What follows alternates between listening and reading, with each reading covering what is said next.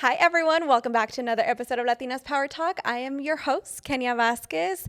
I am so excited for this episode. Like, you guys don't even know. I'm like so eager to learn from this person that every time I get a chance to speak with her, I swear I learn something new about business. Just before we were starting this podcast, she asked me something. I'm like, you know what? Noted. I'm going to learn from that. So I am so excited. If you're a Latina business owner or just interested in anything business related, take notes. You're going to need a pen and pencil because there's a lot we're going to learn on this episode, okay? So to introduce my guest, let me tell you a little bit about her for a little bit. So she is the founder of the longest standing coffee shop here in Phoenix owned by a Latina. She is also the founder of E.L.L.A, which is a nonprofit that is empowering Latina leaders here in our state and also nationwide. So we're going to talk a little bit about that a little bit. And also the founder of Amor Collective and Amor Amigas. Please help me welcome Stephanie Vasquez. Thank you so much for having me here and for the great introduction. I am so thrilled. I cannot even begin to explain. I was telling Manny as I was on my way here, we're ready to learn. We're ready to learn from you because I feel like you're so inspiring. Everything that you have built is hats off to you, honestly. Hats off to everything that you've built in we say such a short amount of time. I know you've had your story and your journey, right? But you're young and you're opening doors and you're opening opportunities for all us Latinas here in the state, but also everywhere else that you go. So thank you for everything that you do. Honestly, you're leading the way for everybody. Thank you for saying that. And I want to almost advisor, a warning for everyone out there. This looks really polished. It looks like, oh my gosh, Stephanie, you've done all these great things. However, it has been quite the journey. Yeah. And what you see here you don't get to see all the background. And I think that it's really important to share that with everyone who is either a business owner or just on their journey. Just curious, Yeah, because we look at people and we almost put them on these pedestals and think oh, they've got it all figured out. Right. And that's not the case. We have our days. Oh. We go back home and we cry. I know. And that was really the main reason why I wanted to start this podcast, because I'm okay, with everything being so social media driven, we see all the good, right? Mm-hmm. Obviously, we're not going to promote the bad, the days that we're crying, all that stuff, but everyone has a story. Everyone has obstacles. Everyone has a journey that I think by sharing it and being vulnerable and being open, other people can learn through it. If you're going through it, know that it gets better, know that other people were there too, and it does get better, but I want to start by saying, so I met you a year ago. I was thinking about this. I met you a year ago at the Mujer Movement Conference in Scottsdale last year, and we didn't know each other back then. And I remember I was you know what? I heard you speak and it was so inspiring. And after you came down from the stage, I asked you, I was you know what? I was I have my PR and marketing business. I was and I'm having a hard time learning how to balance everything. I don't know if you remember that, but I asked you that and I clearly remember your response that kind of gave me a breather. I was oh, okay. What was it then? I'm wondering, because things change over time. Yes. So I'm wondering, what was my advice then? Because I automatically think what it would be now. There is no balance, is what Perfect. You said. You're there is no balance. I just did this event right now. She's I still have to go to my coffee shop right after, and I still have my kids. So it's really day-to-day basis. You said, be graceful with yourself. Mm-hmm. You do not have to know how to figure it all out in one day. And I thought that was beautiful and honestly what I needed to hear at that moment, because I was very hard on myself and was how am I going to juggle everything, And I was you know what? Noted. Yeah. I was there is no such thing as balance. And from then on, my mentality, I kid you not, started to change. I love that. It started to change. I love that you were able to take something from it, because if you're a type A person, yes, not knowing what's next is going to really rock your boat. Right. And for me, when you're in business, you can set everything up. You can have everything where it's supposed to be, all your orders in, your team in place, and then something happens. Mm-hmm. So that's why I allow myself just to know that, okay, I've done all I can do. So if anything comes up, that's where the imbalance comes from. Yeah. And really, is any profession, is anyone's life fully balanced? It's not. And that's where I had the misconception that there is a such thing as balance, and there's not. There's not. It's sometimes things are going to require more of your time.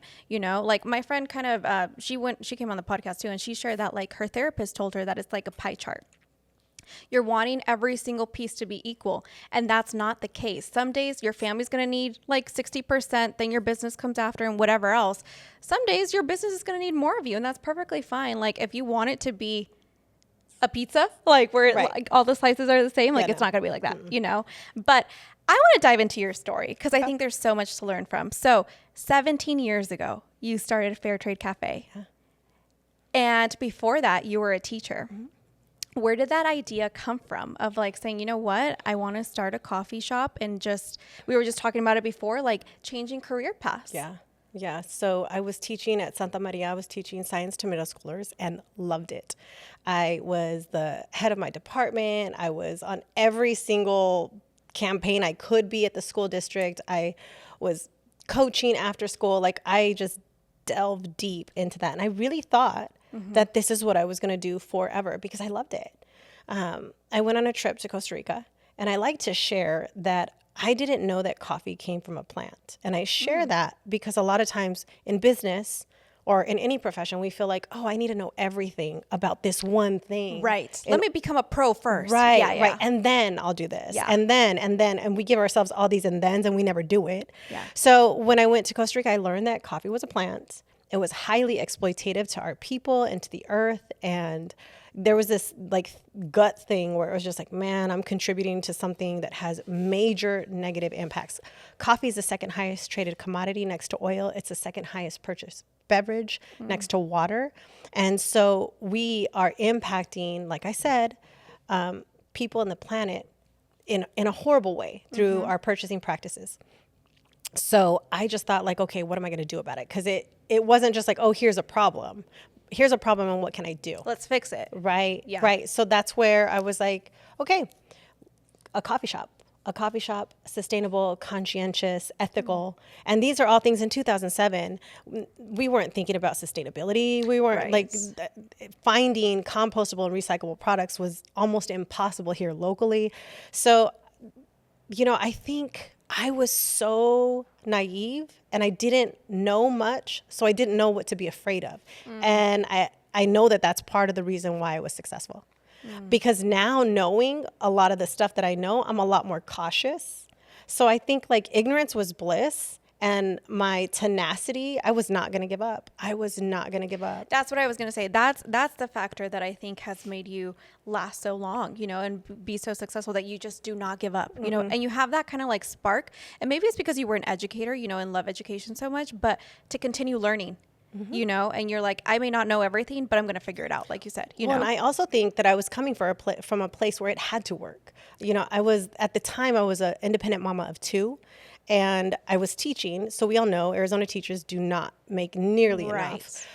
So I did that. I always tell people I was double fisted for a few years, and I was teaching and running the shop. You were? Yes. Oh, wow. Yeah. Okay. So my children went to the schools that I taught in. So we'd drive to work in the morning together. And when the bell rang, we'd pack up and we'd go to the coffee shop. And it had to work. That was the thing. My feet were to the fire. I didn't have an investor. I didn't come from wealthy parents, nothing like that. So this had to work. So it was that survival thing, you know, where it was just like, okay, if this doesn't work, then what? But I feel like you almost didn't give yourself that option. Oh no. Like, you know, I was watching one of Kanye West's videos today and he said something about people ask me, what if you didn't win? And he paused for a second and he's like, we'll never know. Oh, yes. Yes. Okay. That famous TikTok sound. Yes. I guess we'll never know. Yeah. Right. And so I was thinking like when that question was posed, like what happened if you didn't win? And I was thinking like, you keep playing. Like there's no losing. There's no quitting. You know, when you have to figure it out, you'll figure it out. That's why, you know, they say pressure makes diamonds. You figure it out. Was it hard to leave something that you were super passionate about? Absolutely. Yeah. Absolutely. It was very hard. I left all of my decorations. I left everything there because the idea was that I would come back. That I was going to come back and, you know, I just needed to figure out because I opened in 2007. In 2008, we had economical downturn. 2010, we had the light rail construction. So it was just like I was getting hit and relentlessly. So I was like, okay, I'm going to leave the classroom and focus on the coffee shop until the coffee shop is all figured out. And then I'm going to go back and teach. So it wasn't for a few years. Oh, the plan was to go back and teach. Okay. Yeah, and I was going to do both. That was the plan the whole time. Now you teach differently, but we're going to get to that in a second. Exactly. Yes, yeah.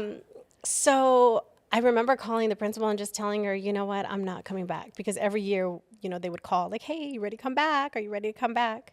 And I finally realized it was such a heavy heart that I had to let it go. And I remember crying and going to the school and donating because I had so much stuff after teaching for, 8 years, donating to the new teachers and just thinking like, this chapter is done. Like, I'm not coming back to this It's in hard this way. because it's almost like you kind of let a piece of you kind of just like something dies. Yes. Absolutely. Something Yes. dies. But again, death brings life, and one door closes, another door opens, and you have to let go. Yeah. You have to let go sometimes to allow more in. It's like that teddy bear. I'm very like faithful, and it's like that meme about the teddy bear. Oh, the little one, and then God has the big one. God has something bigger. Like it's like just let go of it. There's something bigger. Just trust in me. You know what I mean? Yeah. And I think that's beautiful. And now look at you, 17 years later. Like the coffee shop has really is a staple in our community, in our state, where so many people have been impacted by your coffee shop in some way. Like, I hear stories of like, what? My first nonprofit meeting was there, back in 2014 or something, like you've really opened your doors for it to be kind of a community-based staple of like Phoenix, Arizona, everywhere. Was that always the end result of like, I want it to be a place where people gather? So the idea, again, I'm going to take us back to 2007 and think about where we were. Yeah. Think about where our communities were. Think about the representation that we had. There was very little. Mm-hmm. There was very little places where we can go. Almost none. Right. Yes. Right. Where we can go and we can say, I feel so comfortable here. Mm-hmm. This is for me. So it was very important to me that we created a community space. And I mean, we do it in a lot of different ways. And I mean, you sit at any space in the coffee shop and you're going to feel something. Yeah. You're going to feel it. Yes. And there's so much love and intention that was created in that space on purpose. Even like by just you walking in and people greet you and it's like, es mi gente. You know what I mean? Like that feeling is different. Exactly. It's so different. It's so warm and welcoming. And it's like the power of representation. Like you feel it in your heart, in your bones and everything, Yeah. So I think it's super beautiful of like to look back and see, okay, that's where you started, but look at everything that's come from there. A lot of ideas were born there. A lot of friendships were made. You know what I mean? And you kind of were a trendsetter because you're talking about sustainability in 2007 when that wasn't even a topic of conversation. Mm-hmm. But you're also talking about coffee shops where now it's like booming. Yeah. There's so many coffee shops. And I remember I was at ASU and I would be in the downtown campus and you guys had a location right across the street from the Walter Cronkite. Remember? Yeah, the basement. Even that Nadia said that in her episode. She was like, that was ahead of its time. Yeah. And it really was because it was like a speakeasy vibe. Before we knew what speakeasies were. Yes. Yeah. And it's like you've always been, I feel like I'm an observer. And I feel like one thing that I observe from you is that you're kind of like always 3 steps ahead. Okay, what else can I do? I think it's not even just in the business world, in life in general. Yeah. If you're going to put your flag down and say, this is how it's going to be forever, I mean, come on. Things evolve constantly. Yeah. Nothing stays the same. Mm-hmm. So if you plan on never changing, it's going to be very, very difficult to be successful in anything. Like in a relationship, in a business, in anything.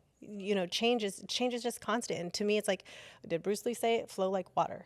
Like you just got to flow like water. You go with it. And to me, on my desk, I have notes and things to myself everywhere I go.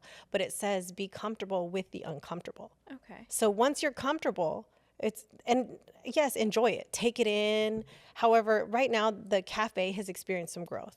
And it hit us in the side of the head. And we weren't, you always say you want videos to go viral and you want like crazy lines and you want all this stuff. But when it comes, like, are you ready for it? Mm-hmm. And, I thought we were ready for it until it came bigger than what I thought.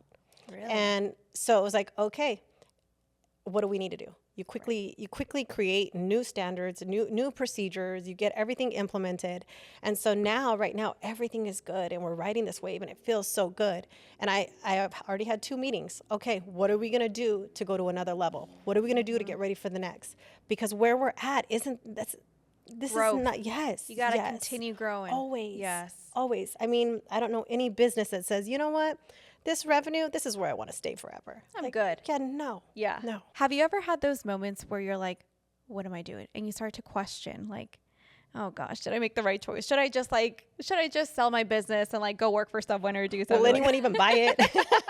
Absolutely. Yeah. Yes. Absolutely. Everything that I'm fully self-made, 100% self-made. So everything that I do, everything that generates revenue, everything that I do in my life, I've created. So, yes, and there's a lot of security in a job. There's a lot of, you know when you're going to get paid, you know when you clock out, you're done. Like there's a lot of security in that. And there have been so many moments, countless amount of times where I'm thinking, okay, who would hire me? Who wouldn't? Right? I don't know. Who wouldn't? Like, who would hire me and what will happen? Because there's been so many times where I sit on that couch in the cafe and thinking like, I don't know if we're going to make it. It's been that way. There's been times, I remember when Nadia was little, we'd come to the cafe and she would say, Mom, the cafe has more furniture than our house. And it was very real, like very, very real. Yeah. So yes, like self-doubt is normal in the most successful people. Yeah. And not to say that that's where I am, but I'm saying along the journey, you're always going to doubt yourself. You know, you have all these voices in your head, and which one are you going to choose to listen to? Right. Yeah, and that's up to you. We have full control of how we are going to navigate. There's self-doubt that kicks in all the time. It's your responsibility what you're going to do with it. Are you going to listen to it and feed into it, or are you just going to keep on pushing? So you started a nonprofit, E.L.L.A, that is all about really helping empower Latinas in our state, Latina business owners. At what point did you say, you know what, I want to start this, and say, you know what, I can do one more thing, you know? So it wasn't a plan. All of this looks like a beautiful strategic plan. It was not. I was asked by the mayor to speak on Latina equal Payday. And I didn't realize at the time that Latinas are the lowest paid people on the planet to date. And as I was doing this research, again, it was like you find out all this stuff and you can't unhear it and unlearn And that was it. years ago, I'm assuming, you know, and now it's still the case, you know, unfortunately. That was in 2015 when I spoke. And I was like, okay, what are we going to do about this? Almost 10 years ago. No one was talking about this. This was not a hot topic. Now we all know it's in October, November is when Latina Equal Pay Day comes. And we all understand that, but then it was not known. And so once I spoke on it, I was like, all right, that is not enough. No one is talking about this. So what I decided to do was have what we called at the time a Mujeres Mercado. And this Mujeres Mercado was going to be on Latina Equal Pay Day. And this was going to be in honor of all the Latinas that started businesses to create their own ceilings. And it was supposed to be one and done, and that's it. And I mean, it was out of control, the support that we had. And it became this thing that everyone was like, well, when is this next? And this is way before pop-ups are on every corner. And, you know, it wasn't like that then. It wasn't trending yet. No. Yeah. No, not at all. So everyone was just like, oh, wow, this is an issue and this is what you're doing. And when is the next one? So really, Mujeres Mercado is what led to E.L.L.A, because it was very, very obvious that we needed space. Like Latinas needed space. When you look at the numbers of Latinas that are heads of households, when you look at the gender pay gap, when you look at all of these things, and honestly, it all goes back and it negatively impacts our communities. So to me, it's like, what are we going to do? Like, I can't just know this and not do something. So this is where the nonprofit came. It's funny because I'm listening to you say first the fair trade story and now E.L.L.A and Mujeres Mercado. And it's like you have this gift of saying, I'm hearing something that doesn't sit right with me. What are we going to do to change it? Because a lot of people just hear stuff, you know, feel a certain type of way, feel upset, whatever. We all talk about Latina, but what are we doing about it? Yes. What are we doing about it? It's easy to just talk. But actions, you know what I mean, are the thing that is going to help change this, you know? And I'm not saying go start a nonprofit, you know, I'm not saying do any of that, but there's ways that each one of us can do something to move the needle just a little bit. I sometimes feel, I don't know what the right word is, but when people say, oh, what am I to do? I'm just one person. No, like one person can do a lot. A whole lot. One person can do a lot. You know what I mean? Like it really does take all of us. Yeah. You know, it's a little upsetting when like we have that closed mindset sometimes that we hear of just like, oh, I can't do anything. Yes, you can. Well, yes, you can. And also that's a reflection of where you are. You know, I believe that you can stand in responsibility or you can stand in being a victim. And if you're not willing to do something about it, you're being a victim. You're letting it continue on. And that's okay. Like if that's where you are, that's where you are. You know, I feel very compelled when something shakes my core. That's my body telling me, Stephanie, you have to do something. That intuition, just like, it moves you, you know, if you feel it in here, most of the time it's calling you, you know, it really is. So it's interesting because I thought ella was first and then Mujeres Mercado, but that kind of helped kind of inspire ella. So tell us what ella, the acronym, stands for. Empowering Latina leaders in Arizona. Beautiful. And not only Arizona anymore, because I saw you go to Kansas, girl. Yeah. So what is that looking like? Like you're tapping into different states. It's super exciting to see that the work is being seen and supported. You know, it's one thing for it to be seen. However, when other communities are asking for it, it's telling that there is a need for it. Exactly. So we've now been in Florida, in Kansas City, and I'm going to announce soon where we're going to be next. Nice. However, everywhere we go, seeing how quickly community can come together. To me, it's also a testament on what happens when just a few people get together and join in creating something. You know, when I was in Kansas, the business owners over there were like, we really need something here. And I said, start something here. Right. Why not start something here? I'll help you support it. I'll share our framework. Why not? You know, that's also something for me. I believe in like the looser the grip, the tighter the hold. My nonprofit isn't my nonprofit. It's not just going to stay here in Arizona. Like, how can we truly create impact? And it's sharing knowledge, it's sharing resources, it's joining arms. To the deepest part of me, believe in no competition. Exactly. You know, I've had people, restaurant owners ask like, hey, Stephanie, so what do you do with your recipes? What do you do? You know, do you lock them up? And like, it's just, no. Are they top secret? No, not at all. And actually, I even consult other coffee shops. I consulted a coffee shop that was less than a mile away, and I worked with them to help them start their business, create their standard operating procedures, and you know, even now they'll call me like, hey, Stephanie, we need help. There's no competition There's here. no competition. No. And that's what I feel like people need to understand. Your only competition is literally yourself. 100%. Your doubts, your insecurities, your procrastination, whatever, you know, like there is room for all of us. There truly is. And like we're seeing it every day, how more Latinas are going into business and they all are thriving. That just speaks volumes as to how much Latina consumers, and I'm sure it's not just Latina consumers, it's everyone in the United States, you know, is wanting these Latina owned brands and Latina owned businesses, you know, and we got to get rid of that idea of like, oh, I'm going to be competing. No, like, no, juntas somos más. Together, we're going to start create this movement and this change that hopefully like our daughters, I just talk like, I don't have any kids, but like, hopefully when I have a daughter, like it's going to be much easier for her, you know, to just see more of her represented. Cause like you were just talking about like in 2007, when did you see a Latina owning a coffee shop? Like, no, you would not. When would you see Latinas on TV and everything? Like, just, it wasn't, you know, and it if you think that you can't make a change, it starts with one person putting in their granito de arena to be like, you know what, I'm going to do it, you know? So I think it's super inspiring, and just, it gets me riled up when people say like, you go girl, keep going, keep going. When people say, you know, like, oh, it's competition. No, go somewhere with that negativity. You know what I mean? Not here. I mean, that's in my opinion, that's a field you're playing on. So that's what you're going to experience. Right. What you give is what you get. 100%. Yes. What you give and what you get. And that's not a field I want to be on. So. No, not at all. And so I lived in L.A. for 2 years. And when I moved back, I was like, you know what? I miss that community. And I think now thinking back, a lot of the community events and networking that I always speak about here, because you guys have heard me say this, that like, you know, LA didn't have community. A lot of those events that I have referred to have been ella, Amor Collective, Amor Amigas events of just like that network, that genuine vibes, genuine connections, everything, you know? So now let's dive into Amor Collective, right? Because you're like, okay, let's take on one more thing, right? Let's open up an incubator space, which we were just talking about. Latinas need a space to showcase their products and their services and everything. And you made that happen. Yeah, so that really came from the Mujeres Mercado.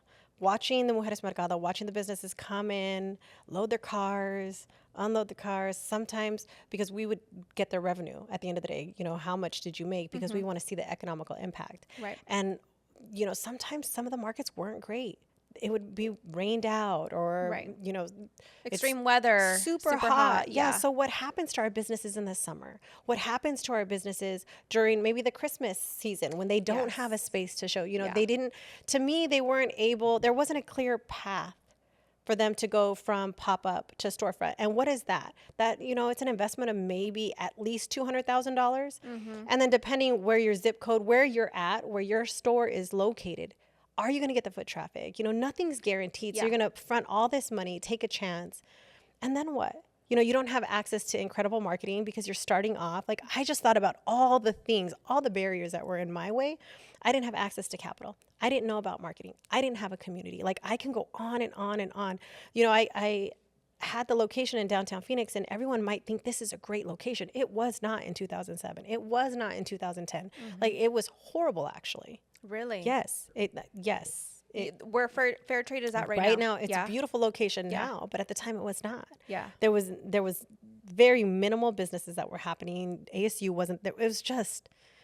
That's right. That's right. It was way different. Yes. No, downtown has really grown. Like, if you are new to downtown area, like, it's not what you see is not how it's always been. Yes. No, not at all. So knowing all of those obstacles that I was blessed to experience, I just was like, okay, how can I create something in the mainstream market where businesses can really be risky and really be creative and attempt to scale their business in a mainstream market with high foot traffic? To me, it was like, how do we create this equation for success? And how do we do this together? Because what I was seeing is when we'd come together at these Mujeres Mercados, there was such a sense of community. There was such a sense of support. Yes. Like, yeah, people would post about, oh, come and check me out. But they were, come check out my neighbor. Come check out. So it was like, okay, how do I create this in a consistent space? And this is where the idea of the Amor Collective came. And really, it's a larger idea. This is my first, just wait. You're just getting started. Yes. So it's been a wild year and a half to see growth like that. It's been crazy.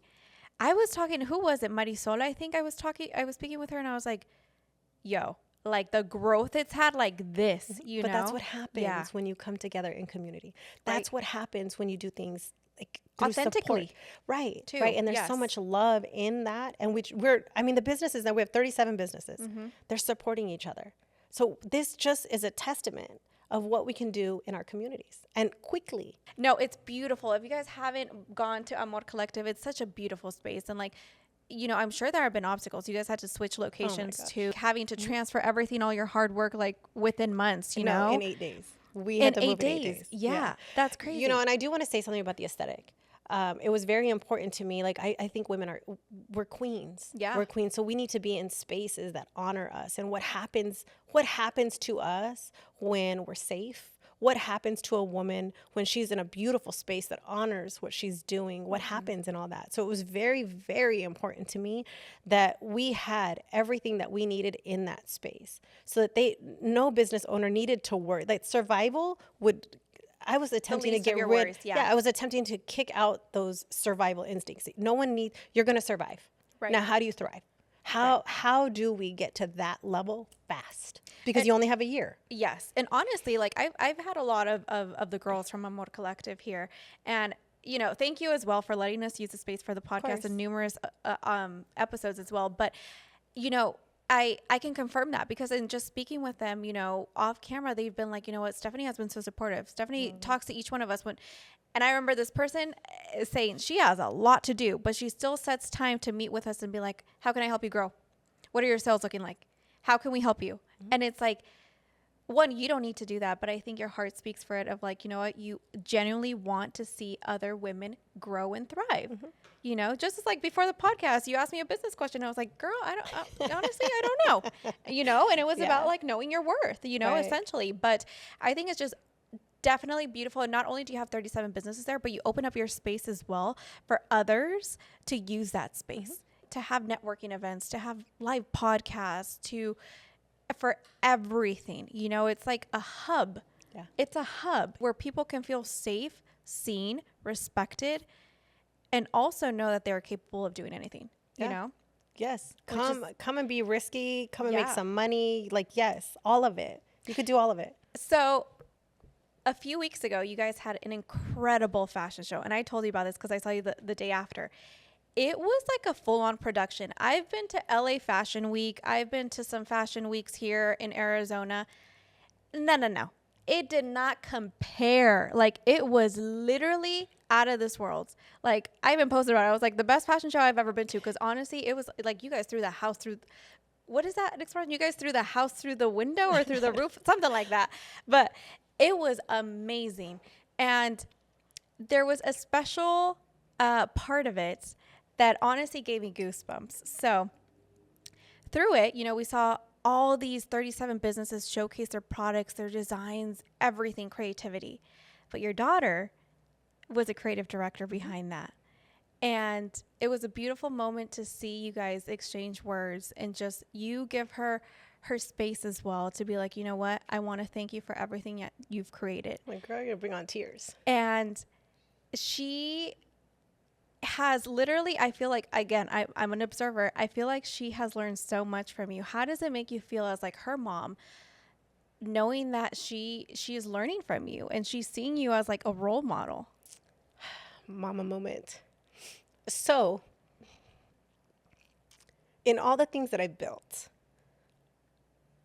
I'm now in a place where I get to see them, where I'm not in them so much. Yes, I'm working on all of my businesses, but I have a different perspective. And watching people like blossom is so special. It's better than winning yourself because it's like you get to watch someone else win. Now, when you talk about your daughter, clearly, like, I feel it. But I'll say,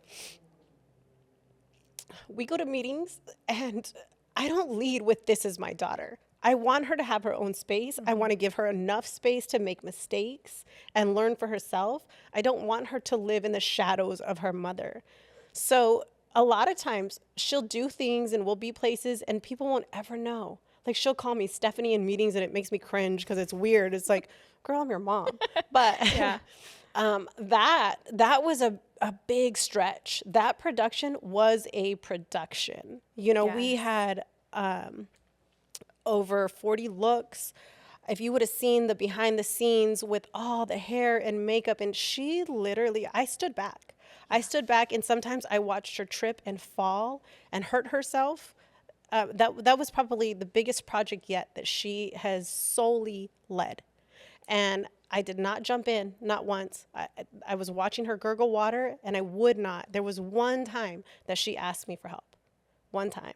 And like seeing it unfold like that, and there was a lot of things that we had planned to do that we didn't do, but no one will know because of that, the way that show came out. Yeah.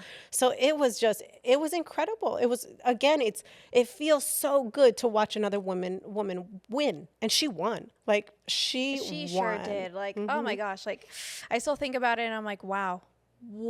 Like It was an incredible it was show. absolutely beautiful, stunning. Every single detail. Like she worked her ass off. Oh, yeah. You know, she really did. As a mom, how hard is it to like in those moments, like you said, like she probably went through a lot of obstacles. How hard is it to be like, you know what, I'm just gonna let her do it. I'm just gonna let her do it. Like letting her have her space to make mistakes or, you know, come across obstacles. How hard is it to kind of let your kid do that, you know? Because I'm sure as a mom, your natural instinct is just like, let me just protect. Let me fix it. Let me just fix it. Yeah. Yep. And I know exactly. I see it when it's happening. You know, I've had some experience in this. Yeah. You know, so I can see when things are unraveling.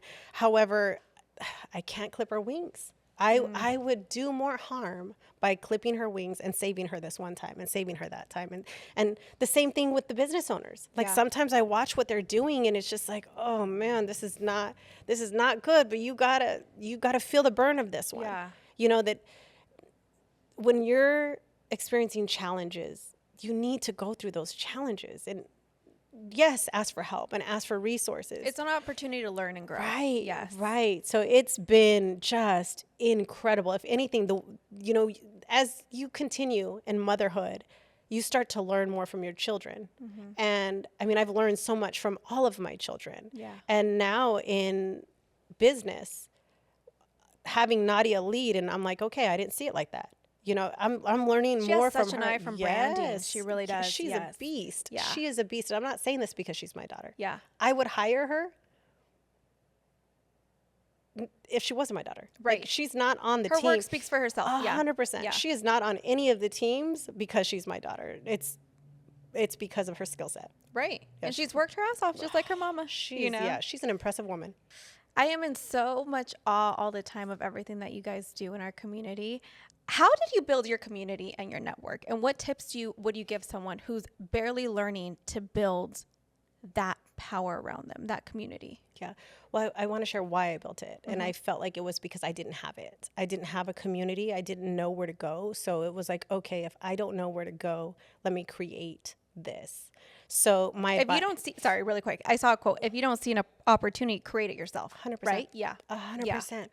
So that was why community, everything that I do, you'll see is surrounded by community, because I believe that in community, so much can happen in such a beautiful way. So if you are needing that, looking for it, dive in, plug yourself in somewhere. Would be my advice. Right. And I remember you speaking at the State 48 series, Entrepreneur Series, and I remember you saying, I rarely do anything alone. It's all a team. Like, and I think that's so beautiful to give everybody on your team credit, where like, it is beautiful to see everyone is women, everyone is Latina, everyone is someone who look like us, and just coming together and creating something so powerful. I want to say something on that. Yes. I'm very intentional that there are some people on the team that aren't quite ready yet. They're a little green. However, bringing people on to give opportunity and help guide them and coach them, I think we all have potential. And if you're willing to jump in and be stretched a little bit, I love to see people grow. Now, another step, like, to me, I also believe in investing in our community, and investing in them means putting money into our community. So I'm very intentional on the way that I navigate my entire life. If I'm going to go to a restaurant, if I'm going to buy a house, my insurance agent, everything is within our community on purpose. On purpose. You're going to get Botox, I'll tell you where to go. Like, I have referrals for literally everything. I truly believe how we spend our money is so important. It doesn't matter how much money you have, you're spending something. How are you spending? What are you supporting? Who are you supporting? Yeah, exactly. Yeah. That is true. Like, being conscious of everything. Like, I think shop local, shop small has been trending, but the backstory behind that is so powerful. Like, you're helping that business owner continue to grow and thrive, and also the family behind her. Yes. There is a family behind her. And not only speaking like financially to provide, food and resources for the family, but also imagine if she has a daughter, and seeing her mother like continue to grow and thrive and do things that she genuinely wants to do. You know what I mean? Where in a time and place, we weren't giving those resources. Like, let's just look like, I don't know, 50 years ago, like, when were women allowed to have businesses of their own? Where were women allowed to like speak up and be like, no, I don't like that. Or like speak on stages like you have been doing, you know what I mean? Right. And it's like, we got to savor that and take advantage of it, because our ancestors weren't given the same rights and opportunities as we were, No, even if we just go back one generation. Right. Like, a lot of change has happened, and a lot of change can still happen. So it's important that we do, and no shade and no disrespect on our men or a non-Latina businesses, not that. However, that is my focus. Just because I always say that I see through the lens of a Latina. Yes. Yes. How do you know it's time to bring on a new brand and start something new? For me, it's different for everyone. Yeah. For me, it's like I feel compelled to do something. Something's calling you. Yes. Yeah. And it'll continue and it won't stop. It's relentless. And I just know, like, okay. And typically it's not when I'm ready. Typically it's not, I've got some time on my hands, so let me start this. No. Right. It's not that at all. It's the complete opposite. When you're like 100%. crunching through a lot of Exactly. When there's things. too much going on and you're like, I really can't do another thing. It probably wouldn't be smart. And then it's just like, okay, I just got to do it. You just got to do it. You just got to go for it, Like my mom says, sin miedo al éxito. Like she always says that. Like, you just have to like think positively and just go after it. And, if you have a genuine intentions and you work your ass off, like, you can achieve anything. Like, it doesn't matter how much money you have, doesn't matter anything, except if you have determination and like that espinita, como se dice. You know what I mean? I always say there's excuses or reasons. There's either you're going to give yourself an excuse not to do it, or your reason is going to be big enough to go. Right. And you're just letting more time pass. Like, come on. If it's still in here, just do it. You know, it's in here for a reason. What's a piece of advice that you've heard from someone else, business advice, that you still carry on with you every day? So I can't say that it's any one thing, because I feel like every day I hear lots of advice. Yeah. And so what I would recommend to people is be aware. Listen, there's signs and guides all around you. Even earlier, we were talking about something, how I listened to an old interview. Yes. And for whatever, this old interview really resonated. And I just heard it today. And yes, I've heard it before. Yeah. But I just think it's just opening up and being aware of all the guidance that you're getting. So it's not any one thing that I hang on to. It's everything. Everything. That's beautiful. I am a firm believer that, like, God, the universe, whoever you want to believe in, sends you messages through people or through, you know, that video that you saw. It, you know, it's trying to tell you something. Listen. Listen. What is the verse in the Bible? Be still and listen. There's so much guidance happening all around us. Be still and listen. Yeah. So this is your sign. If there's been something in your mind, like, are you going to listen to it today? Is today the day you're actually going to take action on it, right? What do you want your legacy to be? You know, I've thought about, okay, when I leave, what is it that I want people to say? And not that what other people say matters. Right. However, I hope that if you have an experience with me, that I left you with something. It could be a little nugget, just something that you were able to take along the way. That's beautiful. And I think you have done that. Like I said, like, I swear every single time that I've been able to, like, speak with you a little bit, I've learned something new. I just took this whole conversation, I'm like going to go back and be like, okay, how am I applying this in my everyday? But you generally want everyone to thrive and to succeed. Because what does that look like? know? Think about it. If we're all winning, you walk different when you win. Your shoulders come back a little. You got a little swag to your step. You talk a little bit different. You're a little bit nicer to someone else when we win. So what would it look like if we just all won? And I want you to win. I want you to win. And if you need help winning and there's something that I've got in my toolbox, girl, it's yours. Just let me know so I can help you win. Yes. Like, you win, I together. win. Yes. I love that. Where can people find you? All over social media. All over social media. I would say the best place to find me and all my work is _Stephanie _Vasquez. Yes. That's creative, I know. Sorry, you're going to have to type a little. But there's a link tree in there. It'll take you to everything. And I ask that you support my work. Either support my work or don't make it harder. One or the other. It's help me build or stay out of my way. Beautiful. Thank you so much for your time. Thank you so much for paving the way for Latinas, not only in Arizona, but you're making a whole movement. And honestly, it's super inspiring to see. So thank you for your time and thank you for being here. Thank you for having me. This is great. Thank you. And thank you guys, everyone, for tuning in another week. I hope you guys come back next week, and I'll see you next week on Wednesday. Bye.